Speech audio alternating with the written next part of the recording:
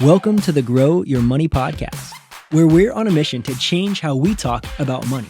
Our fireside chats are the heart of our show, bringing the energy and excitement of in-person events straight to your ears. We aim to connect you with inspiring voices and stories that matter, sharing relatable experiences and insights that will transform your financial life. Everyone deserves access to practical financial knowledge, so we're making money conversations relatable by inviting guests from all walks of life to share their real-life experiences with money. But this isn't your typical money show. We look at the emotional, psychological, and cultural factors that shape our relationship with money. So hit subscribe and join us for another episode of the Grow Your Money podcast. Hello, I am so happy to have you, Dean. I'm happy Very to good to be here. have Thanks you. very much for having me. Yes, it's awesome. We've done one of these before and liked it so much. We're doing it again. Welcome to the Grow Your Money podcast. Please, could you start by telling us a bit about who Dean is and what you do? Because it will lead right into what we're going to chat about this morning. Okay, so I'm a lawyer, actually a solicitor and a barrister, which apparently is quite unusual still these days. Have been for 25 years now. I know, Tina, I don't look old enough, do I? But I No, have you been don't. doing this for 25 years. But people more commonly know me for being the dean on the radio because for the last 14 years, I've been here on LBC doing everything consumer. So I do a consumer show on a Sunday evening and pop up on various TV programs as well, advising people on their consumer rights, legal rights, commentating on the law, and also doing sometimes doing some politics shows as well. But it's not really my love, to be honest. So that's me.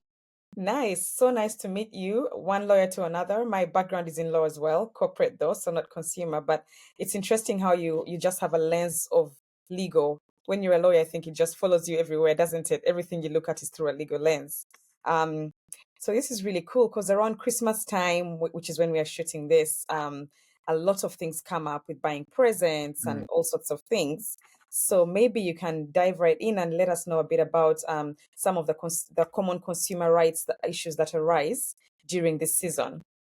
Well, I think probably the number one issue I see in the festive season is, of course, deliveries, Hmm. because we all shop online now. I mean, of course, people go in store, but most people go online because you've got so many convenient platforms like Amazon and various other shopping platforms where it's just so easy to shop. And the issues that arise really are goods not turning up on time for Christmas is a very common one. Hmm. Believe it or not, the my Christmas turkey turned up on Boxing Day is probably every year one of my most common queries I get on the LBC Consumer Hour.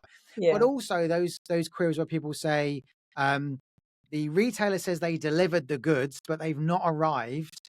They've shown me a picture of my doorstep with the box there, but when I opened the door hours and hours later because I was out, it wasn't there. Hmm. Or they've arrived damaged. And team, this is a big misconception actually, and let's dispel the myth because retailers will always tell you that it's basically your problem. We delivered, we put it on your doorstep. If it's not there, that's your problem. But actually, the law we've got here, which is called the Consumer Rights Act, it says something very, very different to that.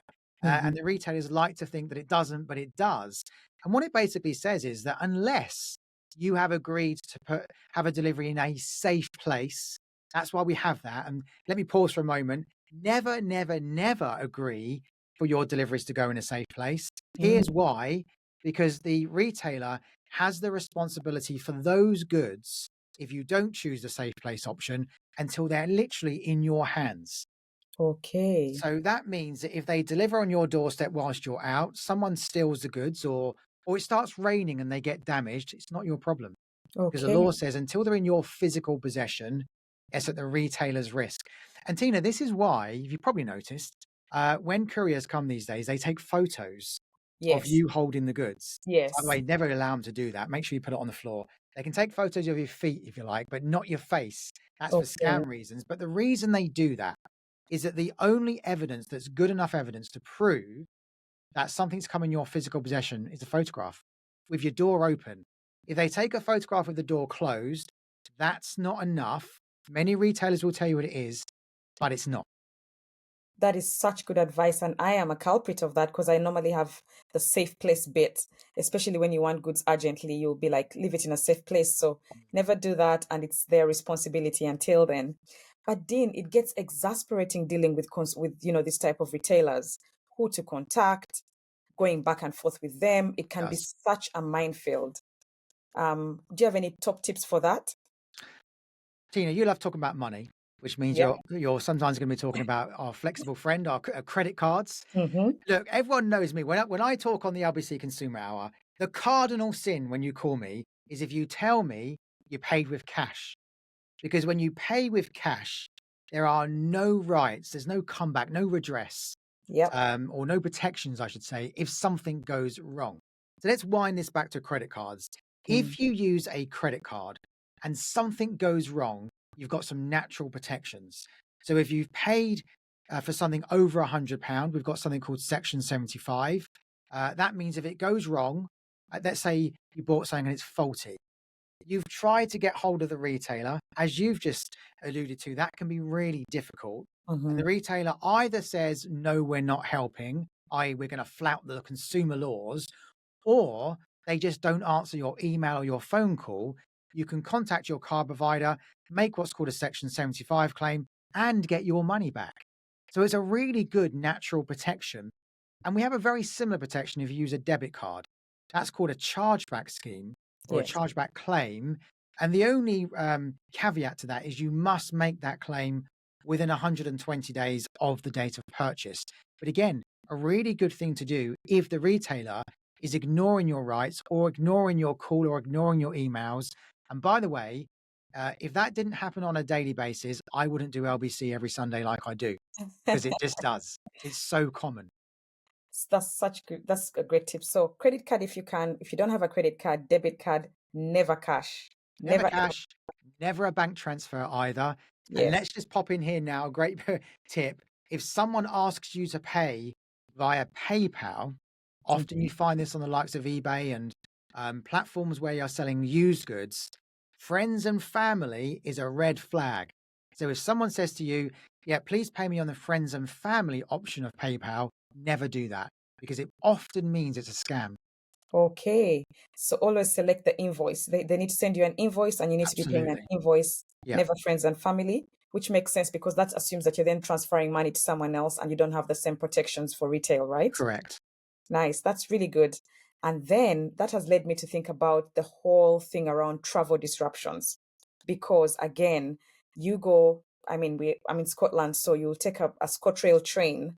It will be delayed or you'll go halfway through your journey. It will stop, especially towards this season. So many cancellations. And then they tell you you can get your money back. They don't get back to you. I'm assuming that the same laws would kick in. Go to your bank and tell them this train was missed. Yeah. Absolutely the Fantastic. same laws. I mean, the other thing to add with trains as well is that we've now got with trains something called automatic delay compensation. Mhm. It's quite a good scheme. It basically means if your train's delayed, automatically most train operators will give you compensation. There's different amounts they'll give you, but it will come into your account automatically. So it's worth remembering that as well. But it's also worth remembering, and I always say this, Tynah, as a consumer, you are entitled to get what it says on the tin. Not Mhm. always a tin, but imagine it is a tin. So with a Yes. train, if you buy a ticket to travel, you're entitled to travel on that train. And that means if the train is cancelled, of course, you're entitled to a refund. It's Mhm. always worth remembering that. Very simple, but important principle. Well, one complexity that I had someone come to me with was they had missed their train. They went to do that automatic compensation scheme and they were asked to send back their tickets. Mm. Well, they didn't have the tickets to send back. So they gave up on it and they were talking about 300, 400 quid. And I thought, no, that should not be right. You didn't travel on the train. They shouldn't expect you to. There has to be a way around it. Well, there is a way around it. I mean, because under our English law, with English consumer laws, the principle is actually if you can prove purchase. So Mhm. um, if you look at retail, many people believe that, oh, I've lost my receipt, I can't take goods back. Actually, the law says you must be able to prove purchase. So a credit card statement, a bank statement. Okay. Again, if you pay by cash, you're in trouble here. But if Mhm. you've used something which just leaves a paper trail, then you've got proof of purchase. The same applies to trains. So if you can prove you made that purchase, then you should be okay.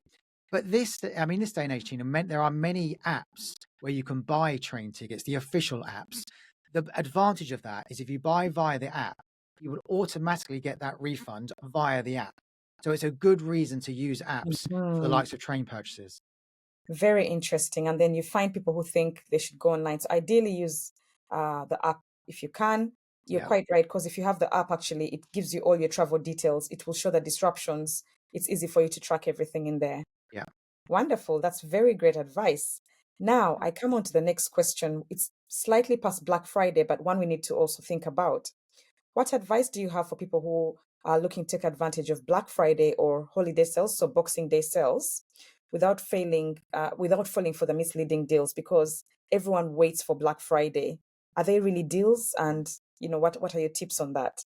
It's the $1,000,000 question. I mean, look, Black Friday is called Black Friday because it used to be an event that happened on one day, on a Mm-hmm. Friday. Mm-hmm. It's called Black Friday because it was a day when the retailers got back into profit. They came out of the red and into the black into profit because they were selling so much. Black Friday ought to now be called Black 3 months because these deals, they go on for months. Yep. Now, the Consumer Advocate Witch every year does a study of the deals. Mm-hmm. And most years, I always look at this, most years they find, a percentage of the deals in Black Friday, you could have got exactly the same deal before Black Friday. Mm-hmm. This year, very interestingly, every single sample they took, they found the same deal at one other point during this year. Oh, And that tells you that actually it's not so good. So people think that, it's Black Friday event or it's Boxing Day event, we're going to get a great deal. It's just not true. It's not true because the retailers are trying to lure you in every day of the week. They're yeah. always doing deals. So I'm always telling people now, I don't profess to be a money saving expert and I don't want to be a money saving expert. There's enough of them. But what I will say is, don't just think that this is going to be a great deal. People impulse buy during the Black Friday event. They do Mm-hmm. it because they think, I'm going to get a great deal, I'll buy now. They buy things they don't need because they're almost psychologically forced into it. But shop around because we've got so many online platforms now that it's easy to shop around. And every time I tell people to do this, Tina, they come back and say, you were right. I found a good deal somewhere else. And that should lead me on to the second part that you said, scams, because you mentioned about, am I going to get a good deal or not? There's Mm-hmm. many bad deals you can get because now lots of people during this event are scammed. They Yeah. go onto websites, they believe it's a real website, they believe it's the genuine retailer that it says on the top of the website, and it's not. So you have to be so careful now because this is, or it was, I should say, Black Friday, the number one event for fraudsters. This Mm-hmm. is their Christmas. Well, they go out and they get lots of your money as consumers because they know people are on the hunt for a deal. And if they dangle the carrot in front of you, you're going to take it. And again, if you pay by your credit card, it's another good reason to do that, actually, because if you're scammed, you can do something about it. Yes, because you have the protection from your bank as well when it's a fraud involved. That's a good point. So even when you're in the shop, even typically buy one get one free doesn't usually work out to buy one get one free. It's better for you to shop around. The Yeah. other thing I like to say to people is you're actually better off trying to coupon, get a percentage off a product and things like that than wait for things like Black Friday. What about Boxing Day sales? Would you say the same about Boxing Day sales as well? Or I do you think find that it's better? I think the starting point is a similar issue, but where it's different is that often retailers are discounting things they've not sold over the Christmas period. Yes. So sometimes you find they are unique, those deals, Mm-hmm. more unique than the Black Friday deals. But the same thing applies. You've got to shop around to see, you know, could I get this somewhere else cheaper? Yeah. We've got laws in place that say that retailers can't mislead you. They can't make you believe that this is a great deal that you can't get other times. But Mm-hmm. actually, this law, it just is not fit for purpose still. They still can get around that issue. So it's much better that you're savvy as a consumer and you do your due diligence. You shop around to see, can I get a better deal elsewhere? By the way, Tina, let me tell you this, because this is something I've been telling people to do. Retailers absolutely hate this. If you go to a retailer and say, I'm thinking of buying whatever it is because you're selling it and it's a good deal, can you just write down for me and confirm that I won't get this cheaper from you in 2 or 3 months' time. Mm-hmm. Because what I also see every year is that people buy things in the sales, whether it's Black Friday, Boxing Day sales, whatever it is, and then they find that later on the retailer actually reduces the price even more. And they come to me and say, "Can I do anything about it?" And the answer is no. But if you've asked the retailer the question, will this be discounted even more? If they say no, then you can demand the difference. If they're Interesting. sensible, they'll say, "I don't know." But it's worth asking. And actually, some sites tell you, some sites have a caveat that says, prices may go up and down, and some say They this do. price will be held. That's such a good shout. Okay. What about gift cards? Because at Christmas, we tend to give gift cards as presents. I personally prefer to go out or give a note and then go out and shop on Boxing Day. That's a tip I find. And then the other thing I do as well is things like Christmas trees and decorations. Those are typically cheaper. If you find a good one, though, that's the Yeah. thing. But what about gift cards? When you've given gift cards, what dynamic does that create for me, the gifter, and you, the receiver? Okay. The first thing I say about gift cards, don't do it. Oh, really? Gift cards can be a disaster. The problem you've got with a gift card, if you buy one for somebody and it's for one retailer, one brand, Mm-hmm. and that brand goes out of business, you have literally lost your money. Mm-hmm. The gift card becomes completely worthless. You may as well put it in the bin. And that's a problem with gift cards. And we've seen many people think, oh, I'm going to buy a gift card for this big, big retailer on the high street because they won't go out of business. But we now know that's not true because many big brands do go pop on the high street. We're going to see more going pop in 2025 onwards, which means that gift cards can be a very dangerous thing. You can end up buying something which becomes worthless. If Mm-hmm. you really feel you need to buy a gift card for someone because they really want one, buy one with multiple brands on it, where you can Okay. shop in multiple shops, because the chances of all of those brands going pop is probably non-existent. Yeah. But of course, if it's one, then it becomes, a massive, massive risk. But the other thing I say to people who are recipients of gift cards, look out for the terms and conditions. Most of them do have a date by which you have to use them. Mm-hmm. People don't recognize that or realize that. And often I get the question, I've got a gift card and it went out of date 3 months ago. Can I force the retailer to now accept it? Answer, no. So you Mm-hmm. have to be careful with these gift cards. And as I say, Tina, I normally tell people to stay clear of gift cards. But if you really have to buy one, the multiple brand ones is the only way to go. Very interesting. So instead of gift cards, give cash. Um, you could give cash. Of course, it's not going to go out of fashion. You're still going to be able to use it. If you use it, you're not going to be protected, like I always tell people. Yeah. But of course, if you go and buy something small with it, then maybe it's a good thing. Or Yeah, maybe you put it in the bank and then you use your credit card. exactly. So everything should lead back to the credit card where possible. It all leads back to a credit card. There's no doubt about that.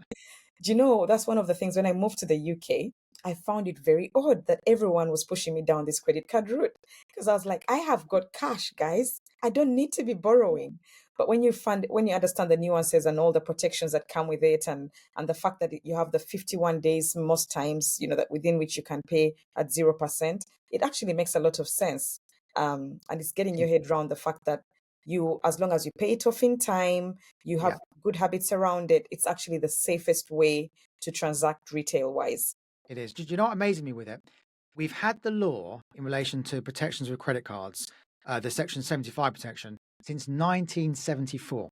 Wow. And even though people like me bash on about it all the time, if I went out into the high street now and I asked 100 people, have you ever heard of Section 75? Or would you get any protections if you purchase with a credit card? At least 60% wouldn't know the answer. That's true. It's amazing. Very true. Very true. Yeah. Okay. Now, Dean, what are your top tips for avoiding scams? Because we did talk about that. There's a Mm. lot of scams that come up, especially around Christmas time. How do we avoid them, and how do we make sure, especially with shopping online, they're literally, I was buying something yesterday and they said it's cheaper for you. I was just shopping around. Ideally, I wanted to go into the store, and the website said this is 20% cheaper online. So, what are your top tips for avoiding scams and being safe? I think the first one and the number one tip is assume that every communication you receive from someone you don't know, whether it's a text message, an email, or every website you look at online is a scam. So if you go with that mindset, then you're on alert. And then keep that in mind until you've checked if it's correct. So if you get one of those text messages that says we're HMRC or we've got a great deal for you this Christmas, assume it's a scam. Go and find out yourself if it's not. That's the first one. The second one is obviously to look out for scam alerts. Not enough people do that. Now our banks have to tell us about different scams that they are aware of. It's the regulations now, they have to do that. So take notice of them, read them, tell other people about them, because forearmed is forewarned, obviously. Thirdly, we mentioned the whole credit card thing already. If you're not sure, make sure you use a credit card because it gives you that protection. Although I would, as I've said many times on this podcast today, I would always use a credit or debit card because it gives you massive protection in whatever you do. And I think lastly, remember, if it sounds too good to be true, it is. It's not a saying, of course, I made up. It's a very common saying, but it's very common for a reason because it's a really good piece of sound advice. So when you see a great deal, it might be a great deal, but it probably isn't. And I think that leads me on to when you're shopping online, I've already said assume that websites are not genuine, they're a scam. Even if they look like the website you wanted to go to, they may be a rip-off. AI now, artificial intelligence, enables fraudsters in seconds to clone a website. And I mean seconds, I've seen it done. It's truly remarkable. There's a few little things that are telltale signs. If you look at the URL, the website address on your browser, if there's a padlock in the top left-hand corner, then that just tells you it could be genuine. If there's no typos in it, then that's something better because these are all red flags, really. If there's contact details on there, they look genuine, then it could be genuine. These are all worth checking. Tynah, the problem is you can spend more time trying to look to see if something's fake than you are actually shopping. And people often just think, I can't bother with that. I'll just pay now. And it brings me back again, as you said, all roads come back to the credit card. That's why it's such a good tool. That's so true. And I suppose because now we've talked about credit cards, we've talked about using your debit card as the fallback if you can't. But then what about buy now, pay later, Dean? Is that because that's really credit? You're taking out credit. You are. And so someone may think, well, I don't have a credit card and that's the maximum protection. Maybe I should go for the buy now, pay later. So first of all, with buy now, pay later, you do not get those protections. At the moment, in relation to Section 75, at the moment, this is a totally unregulated sector, which is never good. It's a bit like payday loans. Unregulated was not a good thing. Yes. The other problem with buy now, pay later, it's too easy. It's too easy to take out the credit and think, oh, I'll worry about it later. The sort of things that you'd be telling people about, budgeting, not overspending, making sure you can afford what you're buying. Buy now, pay later does psychologically push people into thinking, I'll worry about this tomorrow.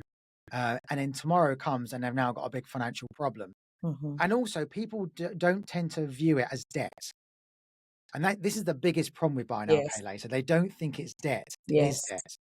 But there's some good news, Tynah, because this is a sector that is going to be regulated. It's been decided, we're heading there. And one of the really good changes we're going to see when these new regulations come in is that you will have protection under Section 75 on buy now, pay later when they kick in. But right now, if you don't have to do it, don't do it. Absolutely. Plus, also, I totally agree with you. It is debt, and that's the biggest thing. People don't think it's debt. It is debt. Right now, it's not protecting you anyway, but also it heavily skews your budgeting ability and skills. It's also typically way more expensive than your credit card will be if you don't pay on time and that sort of thing. So, no advantage from this conclusion then. Cool. So on that topic then, Dean, what are your top tips for how people could keep to a budget during this time?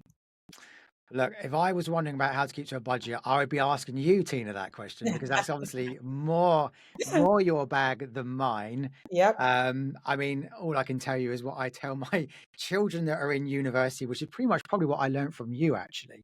About I think your 70-20 rule, Yes. 70-20-10 rule, I think it was, which I think is really, really good. But I think that all I would say is it's a time of year when it's really easy to spend lots of money and think, I'll worry about it next year. Of course, next year is days away, or a couple of weeks away. Mhm. And when you say the words next year, it feels like it's a long way away.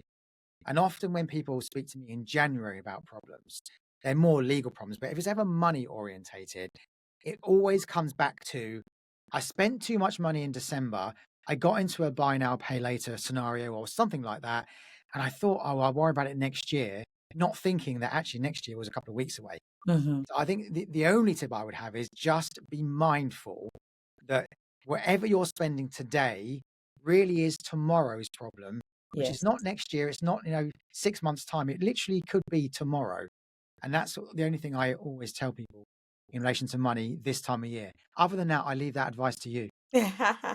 Yeah, I always like to hear people's tips because you'll find the coolest advice from other people. But I agree, the 70-10-10-10 thing.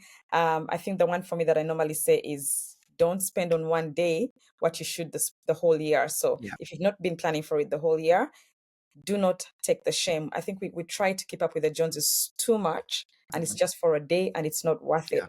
And there's ways to go around it.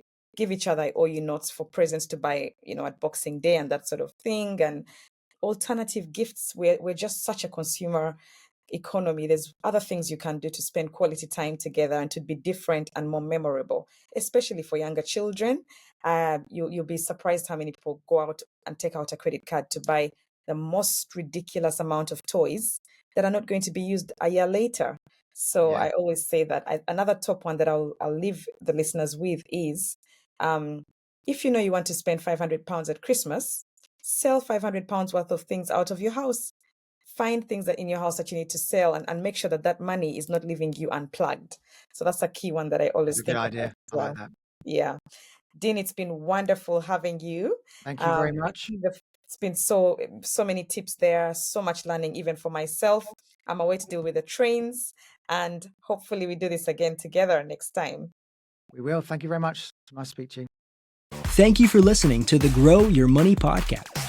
If you're looking to take actionable steps toward achieving your financial goals, visit MoneyMatiX.com. That is money, MATIX.com. And join our free Grow Your Money Challenge. Let's unite in the movement to inspire people to talk about money. Thank you for being a part of our community. We'll see you in the next episode.